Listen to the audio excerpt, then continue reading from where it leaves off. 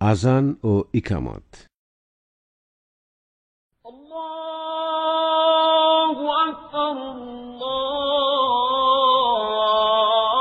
আযানের মাধ্যমেই নামাজের জন্য আহ্বান করা হয়, আর আযানের অর্থ হল বিশেষ জিকিরের মাধ্যমে নামাজের সময় হয়েছে বলে ঘোষণা করা। আযানের পর আসে ইকামতের পর্ব। ইকামত অর্থ বিশেষ জিকিরের মাধ্যমে নামাজ দাঁড়িয়ে গেছে বলে ঘোষণা করা। জামাতের সঙ্গে নামাজ আদায়ের ক্ষেত্রে 5 ওয়াক্ত নামাজের জন্য আযান ইকামত ফরজে কিফায়া, কারো কারো নিকট সুন্নতে মুআক্কাদা। নামাজ আদায়কারীরা মুসাফির হোক বা মুকিম, কেননা আযান ও ইকামত ইসলামের একটি প্রকাশ্য শিয়ার বা নিদর্শন। রাসূলুল্লাহ সাল্লাল্লাহু আলাইহি ওয়াসাল্লাম বলেছেন, যখন নামাজ হাজির হবে তখন তোমাদের মধ্যে একজন যেন তোমাদের জন্য আযান দেয়, আর তোমাদের মধ্যে বয়সে যে বড় সে যেন ইমামতি করে। অনুরূপভাবে আযান ও ইকামত জামাত ব্যতীত একাকী নামাজ আদায়কারী ক্ষেত্র সুন্নত।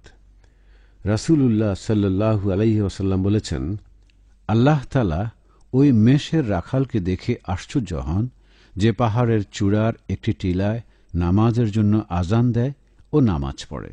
এই দৃশ্য দেখে আল্লাহ তাআলা বলেন, তোমরা আমার এই বান্দার দিকে চেয়ে দেখো, সে আযান দেয়, নামাজ আদায় করে এবং আমাকে ভয় পায়। আমি আমার বান্দাকে ক্ষমা করে দিলাম ও তাকে জান্নাতে প্রবেশ করালাম। আযান প্রথম হিজরিতে শরীয়তভুক্ত হয়েছে, আর এর কারণ হল নামাজের ওয়াক্ত প্রবেশ করেছে এ ব্যাপারে কোনো আলামত নির্ধারণের প্রয়োজন দেখা দিলে মুসলমানগণ পরস্পরে পরামর্শ করলেন। যখন রাত হল, আব্দুল্লাহ ইবনে যায়েদ স্বপ্নে দেখলেন যে এক ব্যক্তি ঘণ্টা বহন করে আছে। তিনি লোকটিকে বললেন, তুমি কি এই ঘণ্টাটি বিক্রি করবে? লোকটি বলল, তুমি এটা দিয়ে কি করবে? আব্দুল্লাহ বললেন, নামাজের প্রতি আহ্বান জানাব। লোকটি বলল, আমি কি তোমাকে এর থেকেও উত্তম বিষয়ের কথা বলবো না? আব্দুল্লাহ বললেন, জি বলুন।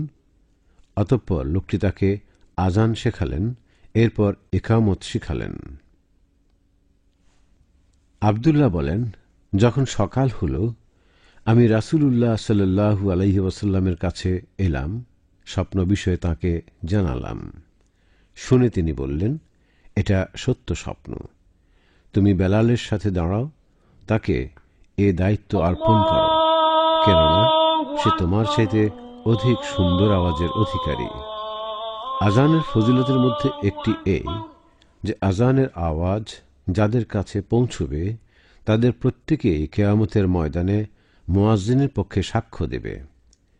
রাসূলুল্লাহ সাল্লাল্লাহু আলাইহি ওয়াসাল্লাম বলেছেন, মুয়াজ্জিনের আওয়াজ যার কাছেই পৌঁছবে, হোক সে মানুষ, জিন অথবা অন্য কোনো জিনিস, সে কিয়ামতের ময়দানে মুয়াজ্জিনের পক্ষে সাক্ষ্য দেবে।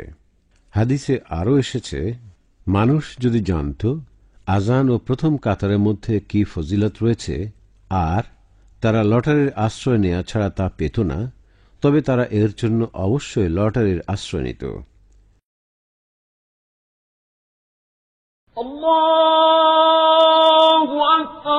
মুয়াজ্জিনের ক্ষেত্রে শর্ত হল মুসলমান হওয়া, পুরুষ হওয়া ও সুস্থ মস্তিষ্ক সম্পন্ন হওয়া।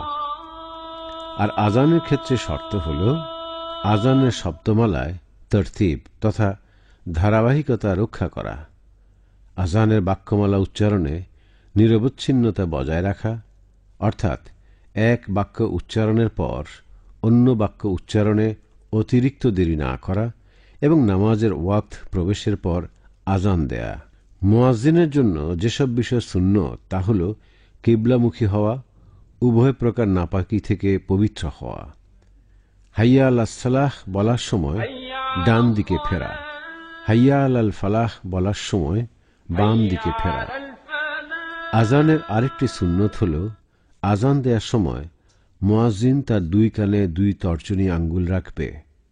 মুয়াজ্জিন সুন্দর আওয়াজ সম্পন্ন হওয়া, সুর দিয়ে ধীর স্থিরতা সহ আজান দেওয়া সুন্নত।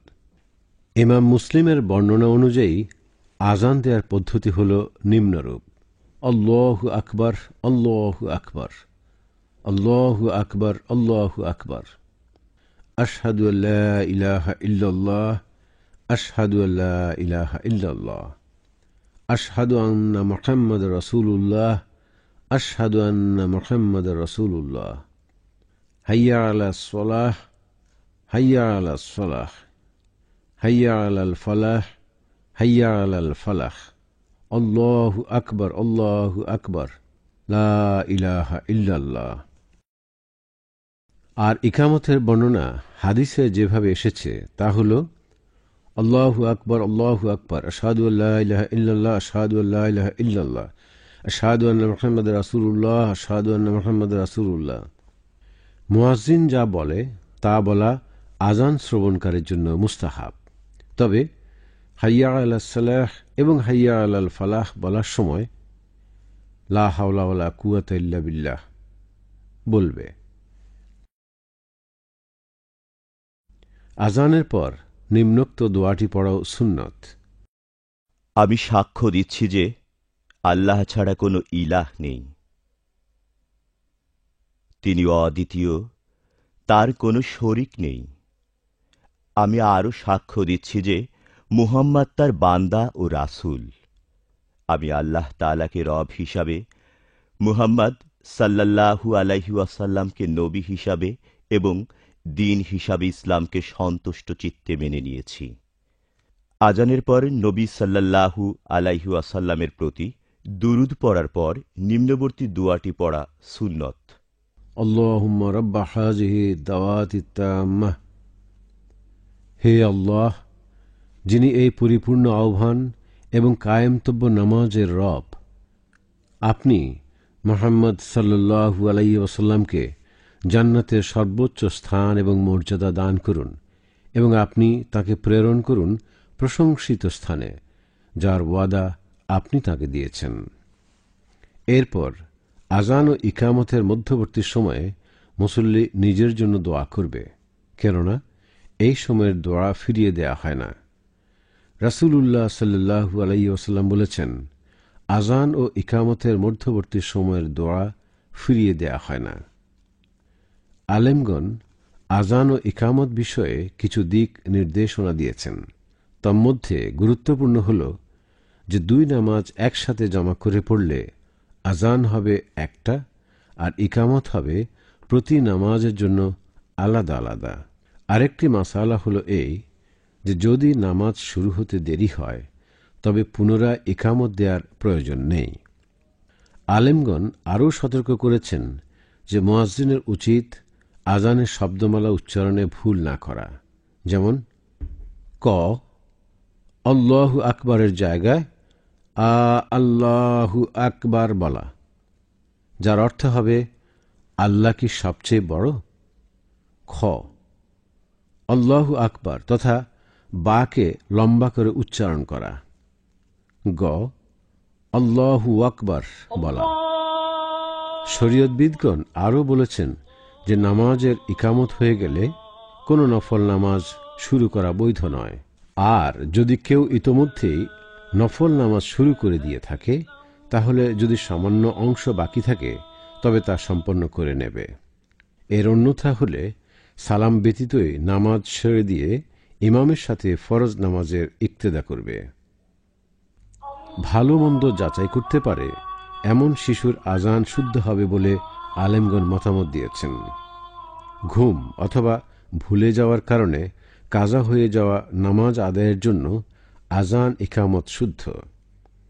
একবার সাহাবায়ে কেরাম নিদ্রারত অবস্থায় সূর্য উঠে গেলে রাসূলুল্লাহ সাল্লাল্লাহু আলাইহি ওয়াসাল্লাম বিল্লাল রাদিয়াল্লাহু তাআলা আনহুকে আজান দিতে বললেন। এরপর সবাই ওযু করলেন ও 2 রাকাত ফজরের সুন্নত আদায় করলেন। এরপর রাসূলুল্লাহ সাল্লাল্লাহু আলাইহি ওয়াসাল্লাম বিল্লাল রাদিয়াল্লাহু তাআলা আনহুকে ইকামত দেওয়ার নির্দেশ দিলেন এবং সাহাবায়ে কেরামদের নিয়ে ফজরের ফরজ নামাজ আদায় করলেন। মসজিদে নামাজ আদায় বিষয়ক এক নির্দেশনায় আলেমগণ বলেন, কেউ যদি মসজিদে অবস্থানরত থাকে এবং এই অবস্থায় ওই মসজিদে আজান হয়ে যায়, তাহলে ওই ব্যক্তির জন্য ওজর ব্যতীত মসজিদ থেকে বের হওয়া শুদ্ধ হবে না। আবু হুরায়রা রাদিয়াল্লাহু তাআলা আনহু বর্ণনা করেন, রাসূলুল্লাহ সাল্লাল্লাহু আলাইহি ওয়াসাল্লাম আমাদের এই বলে নির্দেশ দিয়েছেন যে, যখন তোমরা মসজিদে থাকবে আর নামাজের আজান দেয়া হবে, তখন তোমাদের কেউ যেন নামাজ আদায়ের পূর্বে মসজিদ থেকে বের না হয়। মুয়াজ্জিন আশহাদু আল্লা ইলাহা ইল্লাল্লাহ ও আশহাদু আন্না মুহাম্মাদুর রাসূলুল্লাহ বলার সময় প্রথমে ক্ষীণ আওয়াজে এবং পরবর্তীতে উঁচু আওয়াজে বলা শরীয়ত সম্মত, কেননা হাদিসে এর প্রমাণ রয়েছে। অনুরূপভাবে আজানে অতিরিক্ত সুর সংযোজন করা এবং গানের সুরে আজান দেওয়া উচিত নয়, যার ফলে অক্ষর ও জের, জবর, পেশ ইত্যাদিতে কম বেশ হয়ে যায়। আজানের পর রাসূলুল্লাহ সাল্লাল্লাহু আলাইহি ওয়াসাল্লামের উপর উঁচু স্বরে দুরূদ পড়া মাকরুহ। কাদ কামাতিস সালাত শোনার সময় আকামাহাল্লাহু ওয়া আদামা, আল্লাহ তা কায়েম দায়েম রাখুন বলা উচিত নয়, বরং এক্ষেত্রে সরাসরি কাদ কামাতিস সালাহ বলতে হবে।